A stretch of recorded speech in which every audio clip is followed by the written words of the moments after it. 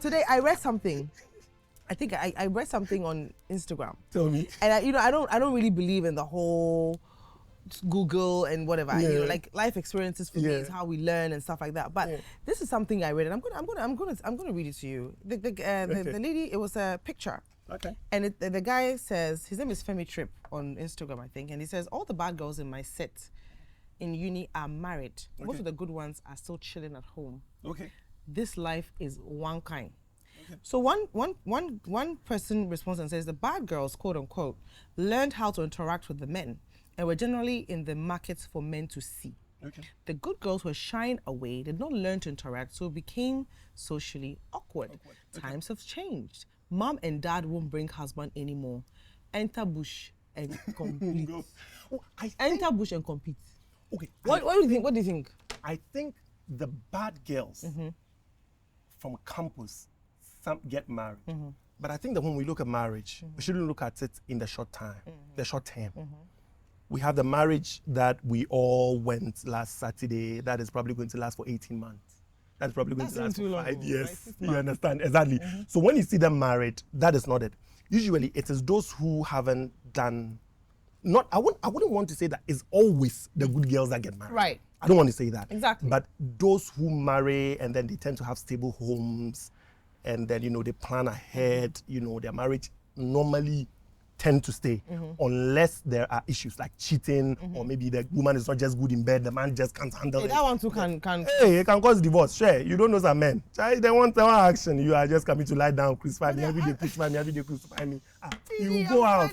You just go out and go and do something and then you're going to be... things that can make up for that though. So that is where men like us, when we see a woman, we look beyond the sex and whether you can cook and whether you can clean. And we look for the other things you're bringing to the table. Right. You understand? So for those women who were proper, concentrated on education and everything, that is if they don't allow their high heels and standards to get in the way and eventually get to marry, they always go to the table with something.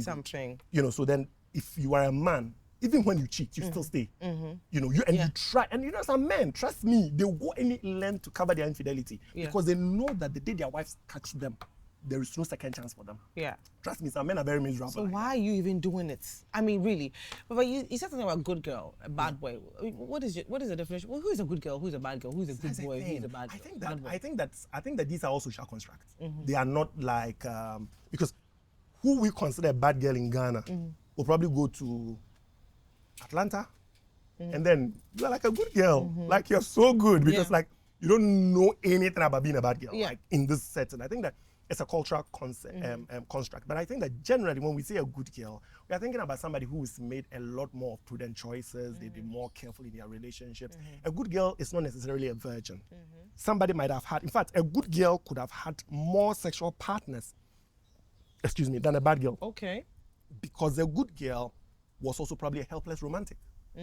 Okay, so I meet PG, I fall in love with PG, and then Charlie, sex happens, and along the line, stuff happens, and I walk on. And so she is not just going around sleeping, she's just looking for love. Yeah. And so men are just taking advantage of that. So before you know, you look at the speedometer or the mileage. I think the mileage is like 10,000 kilometers. The terms you're using, my God, Rita. I know, right? Rita in Ethiopia. I know, I have some crazy terms, By the time you look at the mileage, it's like 100,000. It's just not like a bad girl who has actually gone out to waste the time. Yes. And then there's some girls, Charlie, chilling. Every club, every party. They inside. Shadows and everything. But they're very careful. Oh, Charlie. Or probably, they are so crazy, guys don't even want to be with them. Yeah, because they assume the worst already. Exactly. Yes. So for me, it is not about sex. It's more of what the person is willing to do. Because then again, somebody might have slept with a woman could have slept with a lot of men, but she's still very conservative in bed. Because for her, mine is not to rock, to bounce, to give you different styles in bed. I am not with you for that. I'm just with you because I want love. Yeah. And in trying to get that love, you want to have sex. Right. I'll give it to you, but I am not in the bed because I want to keep you through sex. You understand? So there could be they could have had all the sex in the world, but they could still be boring. Whereas the bad girls say, Charlie, maybe just two different men, but the things they know, the things they know, So wait, let's go back a little bit to our friend here. When you go, what are you going to? So in a situation like this, how do you even counsel? So the first thing is I would have to talk to the guy. I would have to present him with the evidence that we have. I'm just going to ask him and then give him the chance to be honest or to lie. And then when he tells me it is not true, I'll just tell him that I'm going to call him back, but I'm sending him something on WhatsApp. And I'll just send it to him, the various videos, or probably the easiest one, because the girl will send it to me. Of course. And I'm going to forward it to him. And I tell him that, are you denying this? Then he can't lie to me. So then we have to get into that. We get to talk about it. It depends on how the conversation goes, but definitely we are going to talk about trust, breach of trust, because it's already broken and we are trying to rebuild it. You are not making it easier.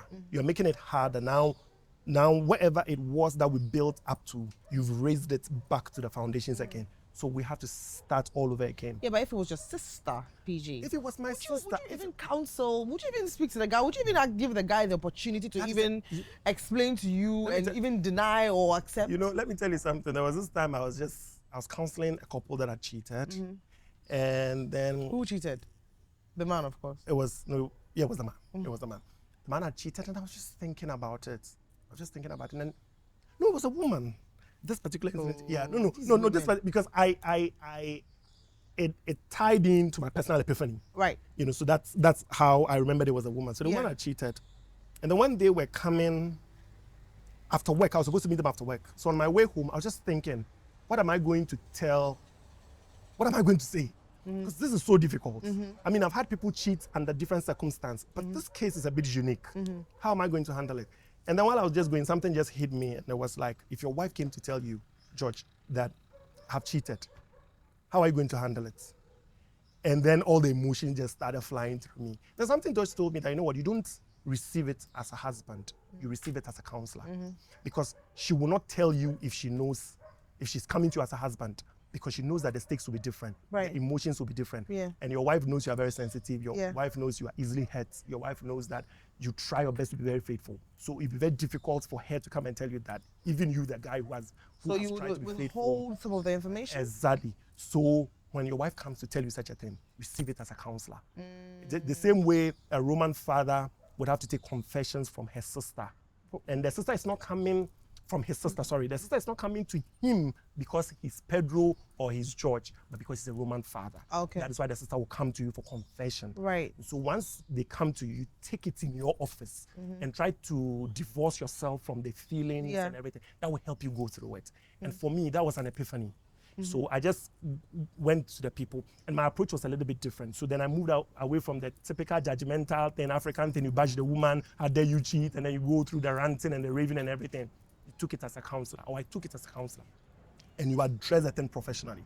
So in the same way, if it's my sister who called me and told me that, I would have taken it as a counselor. But I guess if it continued for a while, maybe I may just lose it. At what point is a woman supposed to say, you know what, it's enough? Because I mean, again, I can use myself as an example. With what I went through, there was a lot of back and forth for a very long time. I was very unhappy. And even my friends, I remember a friend of mine said to me, Jocelyn, ultimately it's your decision. But this is the last time I'm going to talk about you and this guy. Because the signs are there. But you're always making an excuse for this guy. You guys don't talk for a while. He comes back, you talk, and then it's the same thing over and over again. It's probably even getting worse. So I'm not going to talk, but it just took one day. And then you decided to say that, you know what, it's enough. I mean, I can't do this again. I mean, for exactly. How long? I didn't talk to anybody. Apart from a friend of mine who says to me, go and confront him. Jocelyn, at a point in time, you need to love yourself enough to walk out. But PG, it's not easy. I know. I love myself. I know. I really do. But you're also in love. But I was so, exactly. You know what I mean? No, but I think that's why I'm saying that you need to love yourself. There are a lot of women who we love ourselves. But then, like you're saying, we're in love. And we're thinking, there's good in somebody. This guy is a good, he probably needs a little bit more love, So you see, that's where probably that's the point we start from when we are counseling. So there are 3 levels of relationships that can feature infidelity. So we are looking at like your scenario, you are not married. No. Okay. Then there is also the scenario where the couple are married, but they don't have children. Right. Then there's a scenario where they are married and they are children. You handle it differently. Okay. For me, if you're not married, I think that if it happens one, or if it happens, yes, the first time, we can give the person the benefit of the doubt and blame the devil for it. You know, the devil is always being blamed for anything. So, I mean, it's always easy to blame him for anything. And then, you know, just give the person a chance. But once it continues twice, thrice, no. Because I always say that every relationship is like the lab version of the real thing. You understand? So whatever you see at the lab version, for instance, if they are producing drugs and at the clinical level, the drug is killing people, definitely they won't commercialize it. They will fix it. Yeah. So at the relationship level, if the guy is killing you, breaking your heart with all this infidelity, trust me, it doesn't get better. People don't change. Hey, that's the thing. People don't change. People change when they want to change. Yeah. You know, there is this movie by Keanu Reeves, The Day the Earth Stood Still, 2007. He says, there is a portion that I like. He says that people don't change until they are at the brink of destruction. Right. That's when they change. So usually... And even that's... Yeah. You know? And sometimes just for self-preservation. Yeah. So usually a guy who is cheating won't change unless, Charlie, that's the only option left to him. Yes. Then he will change, but otherwise they don't, you know. So for me, if you're not married and then you're going through that, I tell you, walk out.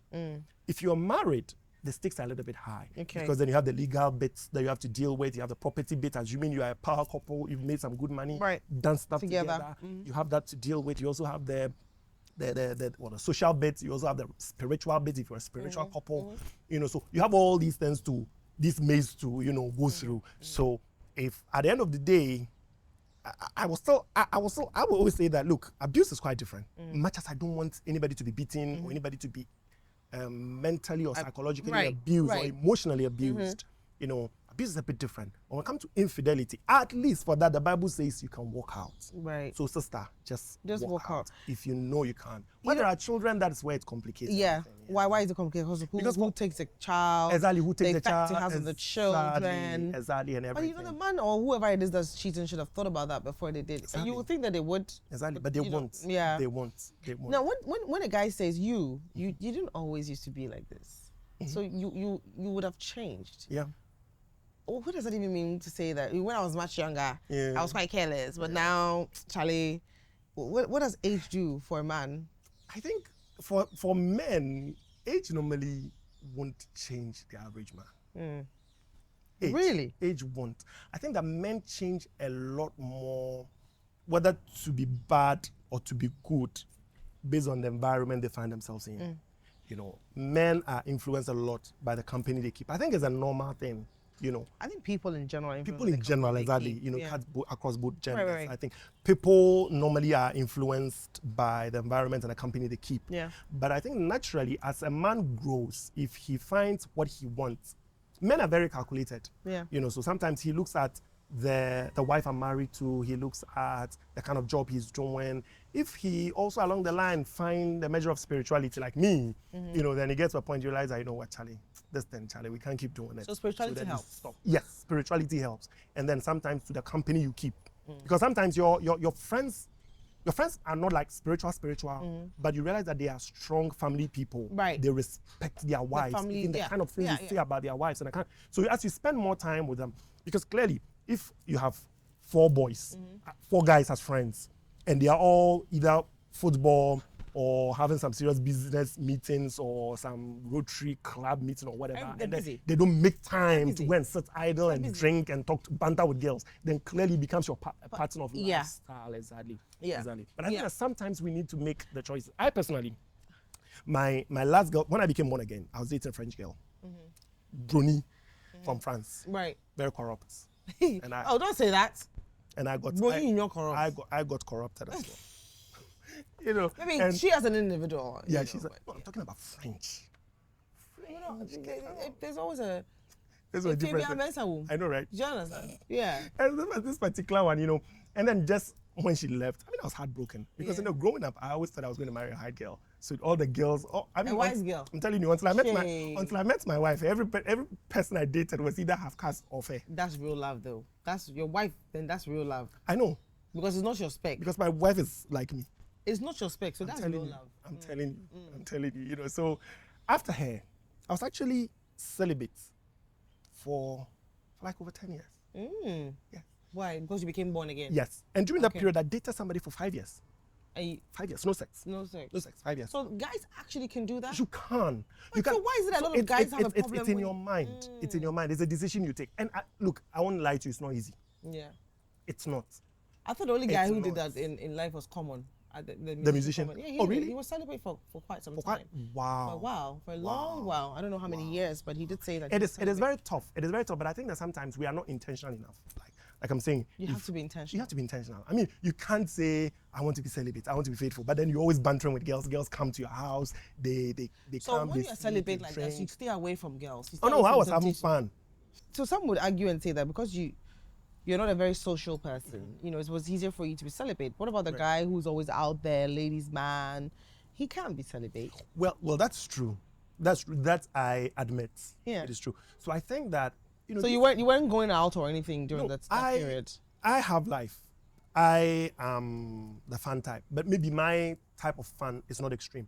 But then again, it's also because of where I'm coming from. I mean, I went through a very turbulent teenage period, like, you know, where I explored life, went to the full 9 yards. You understand? 9 yards. Exactly. Until I became born 9? again. Show me. Like, tell me, share some. I mean, you know, drinking, substance, not the extreme ones, but you know. Substance is substance, though. I know. Like extreme you know, girls and everything, you know. So, you know, we've been around seeing it all. So when you get to that place where you have an epiphany that you know what your life is, because trust me, when I finished secondary school, Charlie, my result couldn't even take me to the poly to go and do a DBS, diploma in business administration, not HND, lower than HND. Why? My result couldn't. Wow. It was that bad.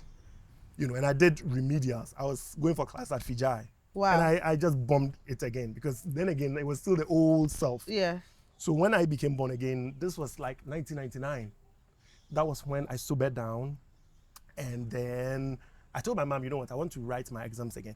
So then that was where I started coming in a little bit, you know, being more inward looking. Right. Because I had seen it all. So I mean, when I went to the university for the 4 years, I never stayed in the hall. I stayed in a private hostel. Because whenever I hear that Africhua and the Jamat, something is doing me. Yeah. We used to drop from GSS Bishop Potters. Jama leader. Charlie. We used to come and fool them and all that, you know. So I have seen it all. Yeah. So it's easy for you to say enough.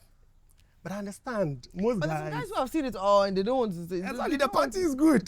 They don't stop. The party is good. I understand, but I honestly think that as a guy, you need to get to that place in your life where you need to know what is most important for you. You understand? I understand. Money, when you have your money, you drive a good car, you live in a good house. Really, what's important again? These are the important things that I have them. Sometimes you may want to explore, but sometimes look beyond the material things, the physical things that are important to you. To look beyond them, to look at the intangibles that are also important to you, like trust, love, family, cohesion, you know, growing together, you know, all those things. I think that once you look at life through that lens, it makes it easy for you to make better choices. The kind of people you hang out with, the kind of things you do. I believe that I need to have friends, have female friends, but I think that I keep them where they belong. You understand? I keep them where it belongs. So what does a female friend belong with a guy? Well, for me, I think that you can't keep a female friend and make her a very personalized friend, female friend. And if you have a woman in your life, like a wife, your wife is not aware of it. You understand? I think that as married couples or as a married person, you need to make a lot more of mutual friends. Like, you know, make mutual friends. It's not good enough for a woman to make her friends and the man makes his friends. Yeah. Because sometimes, you know, depending on who the woman is and who the man is, there are some situations where there is a family gathering. The man brings the friends, the woman brings the friends, and they can't even mix. Wow. Because they don't have a lot of things in common. And they haven't made mutual friends. Yeah. So for me, mine is that, let my wife bring in her female friends. Let me also bring in my male friends. If I have female friends that I think I'm close enough for my wife to meet, I mean, if I'm close enough to meet, can a guy ever be close to a female friend without even trying anything with her? Oh, it's possible. Without even something running through your mind? As for the running through your mind, yeah, it may even come up in a conversation. It may come up like a joke or something. But sometimes, you know, we all agree. You have to be intentional. Exactly. This one, it won't work. You have to be intentional. Yeah. But the good thing is that sometimes, you know when the guy wants it, the woman probably may not want it. Right. Sometimes when the woman wants it, the guy may not want it. So there's always some way, somehow. So what if you both want it? But if both of you want, that's where the problem is. So that's where somebody has to remember that, you know what, you are married, you need to be careful. And for me, my closest friends are married women. I think that it gives me some kind of, it slows you down a little bit. I mean, you're just looking at another guy to sleep with his wife. Are you kidding? Like, think about your wife. Some people don't mind though. I know, but I think that it's easier to do it with a single girl. Yeah. It is easier because, absolutely. Nothing restrains you. The only thing is you're hiding the fact that you are married, or she knows, and then the two of you can keep it a secret. But it's easier to just abstain. How about abstaining and just doing it with your wife? I mean, your wife can be boring and all, but you need to. Hey, you need to talk about it. You need to talk about it. Boring in what sense? Honestly, but the thing with marriages today, this is important. Sometimes people cheat. Yes. Because they can't talk about their problems. Yeah. In bed. Yeah. The man has a lot of ego. Yeah. The woman is scared to tell the guy that you think you are good. But you are not. Done, I'm supposed to clap for you. But dude, I didn't even crank the engine. Wow. Let alone get to Colorado. How do you tell a guy this though? Exactly. So that's the thing. But I think the guys need to be honest enough, swallow our ego to take the feedbacks. Because trust me, for a woman, I don't think that that's how you learn, even in life. You take and I don't think the average woman would want to get up and go and cheat on her husband simply because her husband is not good in bed. She would have dropped hints. Charlie, are you okay? I mean, most guys don't even ask if you're okay. Like, right after that, they just fall asleep. That's boring. Where'd you learn that from? Ish. I mean, have a post-coitus discussion. Talk about it. Charlie, Benjamin is saying, Charlie, did you? Sir, it's all the people depend. Trust me. There are men who don't even know their wives have been faking orgasm. But trust me, any woman who genuinely orgasms, if you are a man who is worth your salt, you should know that this is real. Yeah. Because for the average woman, once you orgasm, you realize that something comes in the woman. Something leaves her. Most women become very sensitive. Yeah. Right after orgasm. Yeah. It's so sensitive that you can't even touch them. Yeah. But the right orgasm, no, then she's ready for more, and then you keep. Master, the thing is fake. Can't you see the thing is fake? You think you're a champion. You don't know women. PG. Sometimes Charlie 2 minutes per or 50 seconds. But who cares about time, really? It's time you just say. But the sister too. Maybe, women, it takes time. Takes time. And so that's where foreplay and the rest comes in, yeah. You need to just take your time, prepare the woman, get her in the mood. Because chances are that she is a longer runner. You are the Hussein Bolt, she is the Gabriel, the Haile Selassie. But one thing I want to know is why is it that it's easier for a woman to forgive a man, and say, let it go, it's okay. But a man will say it's okay, but always finds ways to punish the woman. You know what I mean? I do. It's like the woman cheats, right? You think the woman cheats. So the thing with men is that men are not necessarily jealous. Men are territorial. Okay, that's why when a man doesn't even love you, he won't let you go. There's some guys, they break up with you, but every now and then, once another guy starts talking to you, they show up. Yes, some women are like that too, PG. Yeah, but I think men are more territorial. Like they are territorial, and so for them, it's an ego thing. Right. It's the territory thing. Yeah. It's like an old drug dealer who still doesn't want people to come in on his turf. Like, this is my turf. You can't come here. Yeah. You understand? Even though he's so old, he can't do anything. You can't do anything, but this is my turf. You always talk about it. It's the same thing with when it comes to the men. So the thing is, this is my turf. You are mine. You belong to me. If I can't have you, nobody can. Exactly. So why should another man sleep with you? So that means that when I say I'm sorry and you forgive me, you forgive and go. No. Don't forgive and say we should stay and then you punish me for it. I think it's all feeding into the social stereotype we've been talking about. It is the man's place. The patriarchy system. That's what some feminist group are trying to talk about. The patriarchy system. I don't want to mention the name. I know. Some patriarchy thing, So for the man, it's absolute. My control over you is absolute. I own you. I possess you. I can't share it with anybody. Yeah. But for the woman, you can share me with somebody. And previously, most women depended on the men. If the marriage breaks up, you don't have anywhere to go because most of them were not working. So it's very easy for them to say, you know what, let me just forgive and stay. And let's continue like that. But for me, no way. No way. I think we can never understand each other. We will not. No matter how much we talk about this. But we try. I mean, now I know I've learned, I know how men think now. Thanks to you, Charlie. You should come here more often. I will. Let's have this conversation. Because I mean, your Facebook feed, Charlie. I make noise. Sometimes when I'm bored, I just go like, what is PG saying today? What is PG saying today? It's amazing. I mean, and I like the fact that you're for the girls, for the women, for the woman. Then you try. I try. You have sisters. I have sisters. I have one sister, and I have a mother who's still alive. I have a daughter. Exactly. I have a friend called Joselyn. I have a friend called Joselyn. Can you imagine how all the female yes. friends, So sometimes I'm like, you know what, you need to protect that one. If you've enjoyed this episode, don't forget to leave a comment below and click the subscribe button for more exciting episodes. And I mean, what are you waiting for? Click it now.